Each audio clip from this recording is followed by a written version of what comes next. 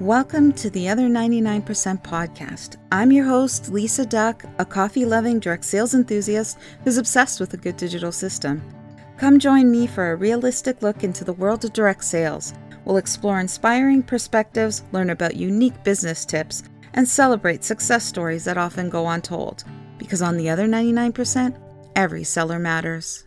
Hey everyone, welcome back to the podcast. It's me, Lisa, and I'm so excited to have my friend Lori here with us today. I'm just going to jump in right away and get Lori to introduce herself and tell you who she is and what she does. I met Lori. I've never met Lori in person, but I came across her online, I think mainly through Facebook, and I've just been following her for probably over a year now. So I thought, what better way to get her out there into my world by having her on the podcast. So welcome, Lori, and let us know who you are and what you do. Aw, thanks for having me. I always like hearing how people come into my world. I never really know, right, in the social media realm. So, okay, how do I summarize this? On a personal level, I'm a mom to three super busy little boys. They are stupidly close in age together, 10, 11, and 12 now. So I am like sports mom mania, constantly going in 7 different directions, happily married, living in the country, and that's pretty much all I have time for on a personal level. From a business standpoint, I've been in the network marketing industry now for well over a decade. I was with the same company for just over 8 years until they kind of changed the rules on me and they went direct to consumer. And then I actually started with a company that was just launching in Canada, which was a lot of fun. And then on the other side of my business kind of ventures, I coach women in network marketing and social media to build sustainable and scalable businesses around super busy lives. And I've been doing that now probably for close to 5 years. Awesome. And I knew you were the perfect person to have on here to talk about time management, because I know that time management is something that we all struggle with. And it was funny because when I talked to you about this, I'm like, yeah, I even need help in this area, because I have all the things, I can do all the things, but I don't feel like I have a consistent schedule where I feel like just a relaxed state, right? It's always like a reactive state, not a proactive state. So I would love for you to share some tips and tricks and any info that you would think that our listeners would find useful around time management. Yeah, honestly, this is one of my favorite topics because I think that if you can master your time, you can pretty much do anything in life, right? But time and energy is probably one of the number one things that my clients struggle with. And so I kind of help them in a couple different areas. So I think we need two different lists I'm just going to ramble for a minute and you can ask me any questions that you have. But I think we need two different lists in terms of like our to-do lists. Number one is something I call like our baseline activity list. And that's the list where if everything's hitting the fan and like life is out of control and your dog is sick and your aunt needs you and like your kids are in 17 things, that list is the thing that you do regardless of what's going on in life, right? Like it's your non-negotiables and it doesn't matter what's going on in your life, you do that. Because what happens when we're busy moms and like there's only so many things that we can have on our to-do list, our business sometimes becomes an expendable, right? It's the one thing where we're like, well, you know what? I don't have time for this. My kids are my priority. And like, so I will pick this back up next week. But that's not called a business, right? That's called a hobby. If you can pick it back up and take it and do whatever, like that's a hobby. A business is something that requires an input of energy and time every single day, even if that's only 30 to 60 minutes a day.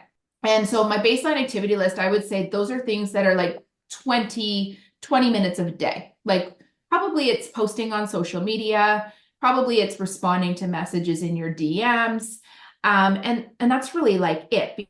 Because if you do those things, the rest of the world believes the lights are on in your business, right? Even if like behind the scenes you're turtling and you're just juggling your balls. The other list that I would say you have is what I like to call a power hour. And that's when you have that hour to work your business. And what you do is you take your week, let's say a 5-day week, because everybody deserves a couple days off. And you take a look at like what you do, what you need to get done in a week. And you break that down. And on Mondays, you do a certain stack of things. On Tuesdays, you do another kind of like pocket of things. But the beauty of that, and I developed this when I was working, I had, I think, I had 3 babies under the age of 3. I was commuting to and from work an hour, and I was teaching full time. And I was like, I don't know how I'm going to get this all done, but I knew it was worth it to me. So I used to get up at a stupid time of day before the rest of my house got up, and I would just do the thing. But it's one thing to set aside the time. The other important piece is to know what you're going to do at that time. Right. Right. So planning is so, so important so that when you sit down and you carve out that time for your business, you know exactly how you're going to use that time. Right. So knowing that my listeners are the average direct seller, the other 99%. So they're not ones that, you know, I shouldn't say they're not, but mainly they're people who are working their business as a part-time gig, not necessarily a full 40-hour a week. What are there certain things that you can share with them that, are like non-negotiables, like you said, posting on social media. So, and responding in your DMs. Should they be on all social channels? Should they pick just one? Like, what's your views on that?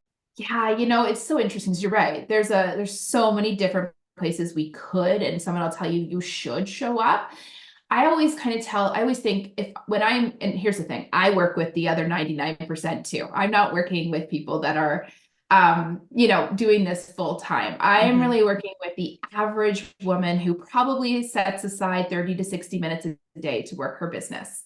But I always tell people when they're very first starting out, and here's the thing, we all come into this industry with different knowledge around social media. Some people, when they join my team or some of my clients, they're great at social media already. They've already got a following on Instagram. They already are consistent on Facebook. And those women are kind of already off to the races. If I had, for instance, one of my clients last week, brand new to social media. So we set her up with a VIP group. We got her comfortable with posting, and we worked on launching her business because I know that that's one of the most manageable areas inside the social media that's going to give her a lot of bang for her buck, right?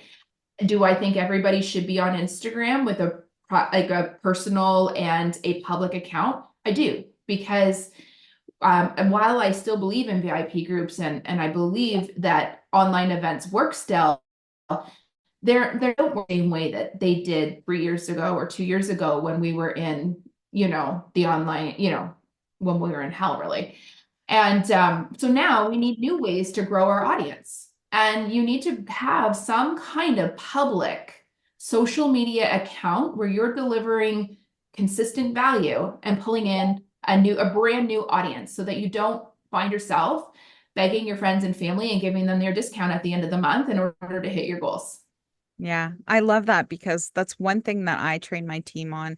It's like you have to post publicly. People need to know that you're open for business. And it's great to have a VIP group, that you're really spoiling your customers. But if you're trying to just work your business from a VIP group, you're basically trying to sell to the same, say 30 people, 100 people every month. And your business it's not sustainable that way. So I love that you say, you have to have a public facing side of your social media, and it has to be business related. You can't hide your business from the world. You have to be able No, to. I think we need to be proud about what we're doing, right? Like if we went to an amazing new restaurant or we bought a pair of shoes that we really liked, we would share those or like Starbucks. Like how often do people share what they're drinking at Starbucks? We don't question whether people care. We don't worry what they'll think when we post those things. So why would we ever feel that way about the products that we love and believe in? Yeah, that's so true.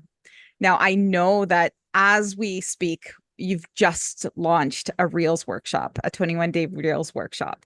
And by the time this airs, you'll be 1 week into it. So can you just share with the listeners a little bit about what your workshop is involved? Because I'm sure it's something that they can maybe jump into at that point or possibly even join the next round. But I'd love for you to share what you have going on there. Yeah. So one of the biggest things that I find myself coaching on right now is Instagram, because I think that we are, there's so many different transitions to network marketing. Like when you think about it, we used to go door to door, right? Like, I mean, you and I didn't, but Mm-hmm. at one point in this industry, that was the norm. And then when I built my very first business, like I built a six-figure business on in-person parties. Mm-hmm. And then that evaporated. And then we kind of transitioned into VIP groups / online parties. And then that kind of started to dwindle. And so the next evolution are those public accounts, which is Instagram and TikTok, and maybe a little YouTube. Mm-hmm. So when I find myself teaching on Instagram, one of the number one ways to get noticed on Instagram is by doing reels. But if my client base, which is very similar to who I am, I talked myself out of doing reels for a good year and a half because I told myself they were hard. I told myself I didn't have time. And you know what? They're not hard. And you do have time. But the only way to build kind of a habit and to build that confidence is to like commit to doing it crappy in the beginning and to commit to learn. So that's what we're going to do in this 21-day challenge. I'm going to give prompts, and sometimes I'm going to give templates, and sometimes I'm going to give tutorials. And other times I'm going to show them an example of a really good reel and inspire them to kind of take the idea and run with it. And we're just going to do 21 days of getting used to doing consistent reels. And I think people will really be, if they commit to it, I really do think people are going to be amazed at what that will kickstart inside their Instagram accounts. Not only will they be more comfortable and confident, but they will get more views. They will get a bigger audience. Yeah, I'm very excited because I know you were on live earlier today and you asked the question and it's like, how familiar are you with reels or whatever? It's like, I definitely know how to do them. I know how to edit them. I know how to do all the things, but I just need to Mhm. do them. That's the thing, Yeah, right? that's part of the problem, right? Is I wouldn't even necessarily consider myself an expert. I don't know if you feel this way, but sometimes I feel like I always just want to take the easiest route to doing something and to getting something done. And I Hmm. think I was having this conversation with myself in my own head this morning, and I was like, people need to start just getting comfortable with doing things 80%, Hmm. life and business, because if we could complete everything at 80%, we would be so much further ahead than those of us that are looking at 100% perfection, right? Yeah, And then we waste so much time that we almost don't even do the thing because we want it to be so perfect. But if we were okay with 80%, we would get so much more done. so true. And you know what? That it's so funny because that relates to I always ask, and I'll ask you your quote at the end of the call here or the podcast, but I've had so many people come on with similar quotes to that have Mhm. inspired them to do things like, perfection is the enemy of done. Like you Mhm. can't be perfect at everything. You just have to get it done. Yeah. And you'll start getting better over time, which makes you look perfect, but you're still not perfect. Even the people who are doing it out there, like the people that we idolize on Instagram and social and all those things, they're not doing it perfect. They're just doing it better than us because they've been more consistent and they have the And they've done confidence it to do more. it. Yeah, Exactly. exactly. You almost don't have anything to perfect if you aren't doing it. Right? Like, so you just have to get a little bit better every single time. But like anything in life, you just need to commit to not being good in the beginning. You have to expect to fail. People always used to ask me in my first company, like, what's your key to success? And I was like, or what's your secret to success? And I was like, well, I just show up. And like, I trust myself that I will always show up and I will always do what I said I was going to do. And I always assume that I will fail because I fail more times than I succeed. And I love that because you're saying, expect the failure, don't fear the failure, right? I mean, I failure doesn't hurt. Trust me, you guys, failure doesn't hurt. Like, it's not yeah, that painful. Yeah, I mean, after being in business for 18 years, if failure hurt, I probably wouldn't be around, right? So that's Yeah, so we can't true. be too sensitive. That's so true. So other than your Reels workshop, what other services do you offer to clients in terms of like coaching and training and stuff like that? Yeah, like I do have a number of private clients that I work with, but then I also have courses. I just launched a brand new Instagram course. I run an Instagram boot camp. If you want to take the course and essentially have that like hand holding, accountability, personal touch alongside of it. I have a full academy that leads you from A to Z through building a network marketing business, branding, social media, building a team, leading a team. And like I offer oftentimes monthly workshops on just kind of deep diving and smaller things that we're doing inside of our businesses. Hmm. Yeah, I love it. So I'll make sure that I link your website or your stand store in the show notes so that people can check you out because there's definitely things that I jump in on monthly and you always take little tidbits away that you can use in your business.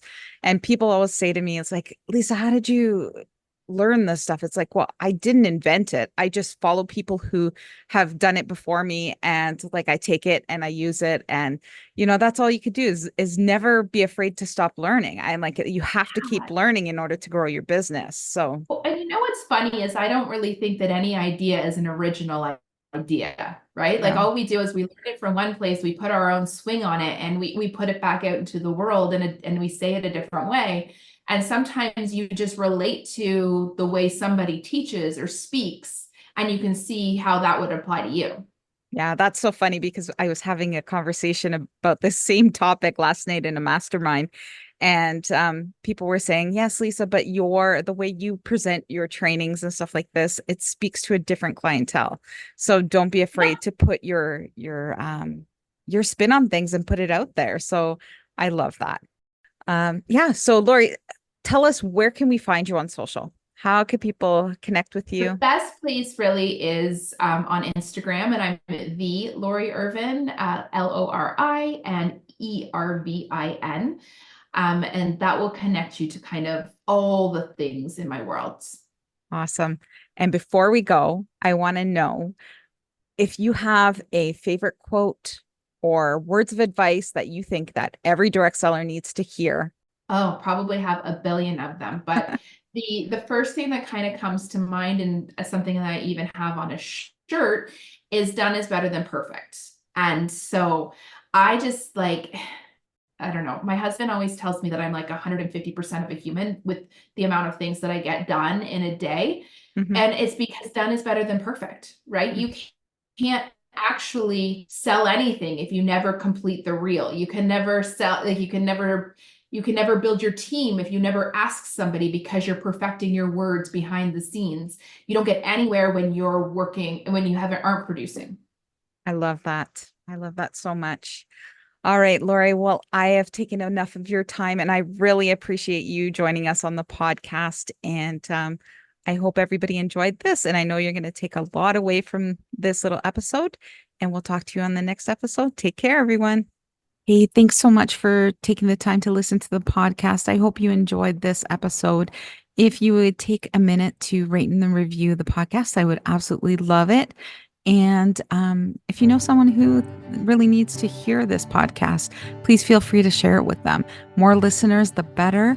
And if you know someone who would like to be a guest on the podcast or you yourself would like to be a guest, be sure to check the link in the show notes or visit lisaduck.com and click Be a Guest. We'll talk to you soon.